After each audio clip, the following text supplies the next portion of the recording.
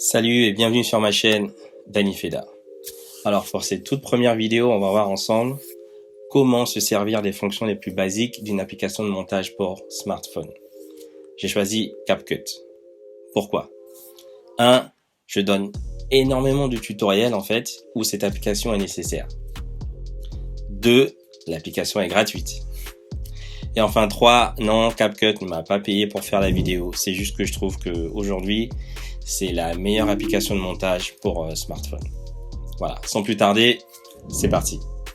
Alors, donc si vous ne l'avez pas, il faut commencer par télécharger l'application. On va rentrer le nom, CapCut. Voilà. Hop, donc c'est cette application. De mon côté, je peux directement l'ouvrir parce que bien sûr, je l'ai déjà téléchargé. Donc on va l'ouvrir. Voilà, maintenant on est dans CapCut et ceci est la page d'accueil, l'écran d'accueil. Donc on va faire nouveau projet. Là on a quelques clips qu'on peut sélectionner. Ici en haut, on a rangé par catégorie comme sur notre téléphone. Et les vidéos de stock, ce sont les vidéos que CapCut nous propose par défaut, si on n'a vraiment pas de clip, ce qui arrive rarement. Donc on va revenir. Ensuite la ligne du dessous, on a vidéo. L'onglet d'à côté, c'est les photos. Et ensuite, c'est les photos live. Ok, donc on va revenir sur vidéo. Ce sont les plans du dernier TikTok, donc on va les prendre, on va travailler dessus. Voilà, donc une et deux vidéos sélectionnées et on fait ajouter en bas à droite. Voilà, maintenant on est dans la timeline. Ceci est la timeline de CapCut. Qu'est-ce qu'on appelle la timeline? C'est cette ligne sur laquelle sont regroupés tous les plans qu'on a sélectionnés. Sur téléphone portable, c'est très pratique parce que pour dézoomer et voir la timeline, il faut juste faire comme c'était sur une photo. Comme ça, hop. Là, on voit tous les plans. Et pour zoomer, hop, on utilise encore les deux doigts. Voilà. Et on agrandit la timeline pour travailler plus précisément sur les plans. Ok. Voilà. Donc, en haut, tout en haut, on va avoir donc la petite croix pour fermer l'application, fermer le montage et revenir et passer à autre chose. Juste à côté, on a 1080p, c'est la résolution du montage. Donc, hop, je vous montre juste ce qui se cache derrière. Donc, j'ai prévu de faire un tutoriel dédié, rien qu'à cet onglet plus tard. Voilà. Et la petite flèche, là, c'est pour exporter la vidéo une fois qu'elle est terminée. Donc, ensuite, bien sûr, au milieu, on a l'écran, on a l'aperçu de toutes les modifications qu'on fait sur notre montage. En dessous, à gauche, on a le temps. L'icône pour faire play et voir qu'est-ce qui se passe dans le montage et voir où est-ce qu'on en est dans le montage. Juste à côté, on va avoir annuler ou alors revenir à la modification. Et cette icône en dernière position, c'est pour voir le montage en plein écran, comme ceci. Et on rappuie dessus pour revenir à la timeline. Voilà. Ensuite, tout à gauche, on a l'icône du volume pour activer ou désactiver le son sur tous les plans. Juste à côté, on a couvert pour couverture. Donc, on va choisir la miniature que l'on veut voir lorsqu'on est dans l'écran d'accueil de CapCut. Ensuite, on a les plans en eux-mêmes. Et juste en dessous, on a ajouté un son. Donc, comment est-ce que ça fonctionne? Pour passer d'un plan à un autre, l'application va exécuter ce qu'on appelle un cut.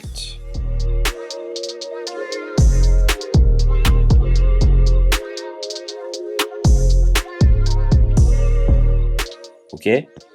Donc, pour ajouter une vidéo en plus, on clique sur l'icône du plus là, tout à droite. Boum. Et ensuite, on va aller chercher le plan que l'on veut ajouter. Voilà. Et il va venir se mettre juste derrière les deux autres plans, ici. Si l'on veut réorganiser nos plans, il suffit de maintenir sur le plan sélectionné et ensuite de le placer avant, après, bref, exactement où on le souhaite. Voilà. Petit détail, cette grande barre blanche, c'est la tête de lecture. elle nous montre exactement où est-ce qu'on est.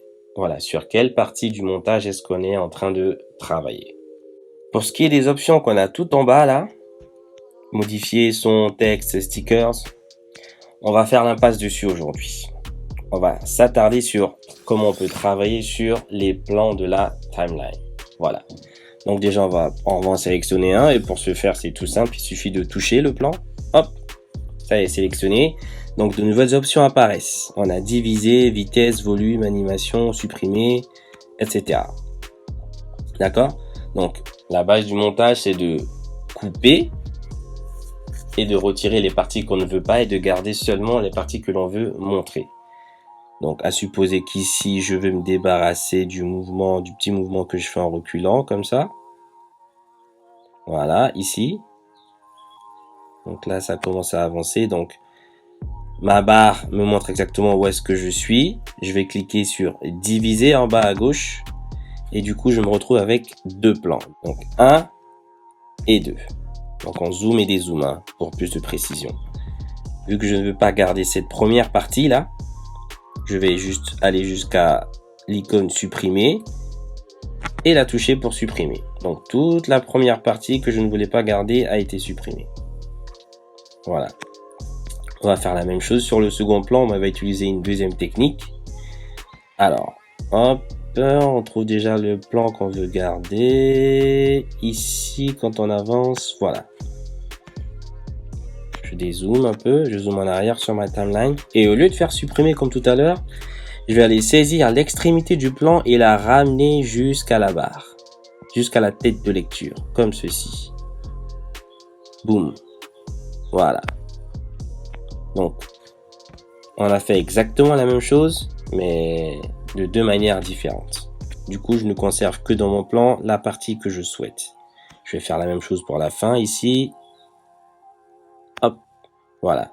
Donc on remarquera que quand on se rapproche de la tête de lecture de la barre, le plan est comme aimanté et il vient se coller directement à la barre. Ça facilite le travail sur la timeline.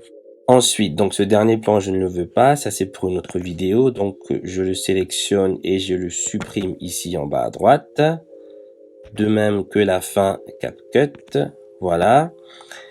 Je vais réorganiser mes plans parce que je veux montrer le plan large d'abord. Donc je sélectionne, je maintiens mon doigt dessus et je le fais passer avant le précédent plan comme ceci. On va agrandir pour voir ce que ça donne maintenant. Play. Hop, voilà, on a une transition basique, simple. Donc on a un plan de très loin et ensuite on a un plan où on se retrouve de très près. Entre les deux, on a cette petite barre blanche ici. Hop, qu'il faut sélectionner pour ouvrir le menu des transitions. Donc CapCut est une application qui fournit beaucoup de transitions. J'en utilise que très peu, en général j'utilise le Cut et quelques-unes, et donc on va juste voir le processus. Je sélectionne, j'appuie donc sur la petite barre entre les deux plans, et ça ouvre un menu, et ici dans le précédent tuto sur TikTok, on a vu comment faire un zoom in. Donc on va aller dans caméra, et je vais chercher ici l'effet pull-in. D'accord? Donc on va choisir pull-in et on va valider en bas à droite. Voilà. Du coup l'icône a changé et à la place de la petite barre blanche on a comme un symbole infini. Donc ça veut dire qu'on a appliqué une transition. On va donc revenir au début, remettre en plein écran pour voir qu'est-ce que ça donne. Play et hop. Voilà. Beaucoup plus sympa. Donc une fois qu'on a terminé notre montage, on va aller tout en haut à droite sur la petite flèche pour l'exporter. Un clic et l'exportation est faite. Hop, on fait encore une petite lecture pour voir. Ok, tout est fluide. Parce qu'il peut arriver que dans l'application, ce ne soit pas très fluide. Et donc, une fois que le projet, une fois que le montage est exporté, en général, tout est très fluide et c'est très agréable. Et donc voilà, je pense qu'on a fait le tour. Donc merci à ma communauté TikTok qui m'a plus ou moins poussé à créer cette chaîne.